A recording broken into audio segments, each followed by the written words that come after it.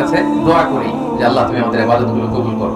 আবার আজকে ঈদের দিন থেকে শুরু করে নেক্সট 6 মাস আল্লাহ এই যে কিয়ামুল লাইল করলাম, তারাবি করলাম, সাদাকা দিলাম, কোরআন তেলাওয়াত করলাম, আল্লাহ এই ইবাদতগুলো কবুল করো। এইভাবে আমরা রমজান কেন্দ্রিক লাইফ কাটাতে। এবং প্রিয় ভাইরা, রমাদানে আমরা দিনের বেলা খাইনি, ঠিক কি না?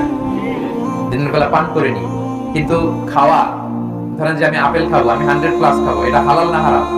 হালাল। তার মানে রমজানে দিনের বেলা হালাল জিনিসকেও আমরা স্যাক্রিফাইস করেছি, ঠিক কি না বলে? ড্রিঙ্কস খাবো, একটু পানি খাবো, হালাল, এটা আমরা স্যাক্রিফাইস করেছি একজনের ভয়। তিনি কে বলো? আল্লাহ। সবাই আল্লাহর নামটা আওয়াজ করে বলো, তিনি কে? আল্লাহ।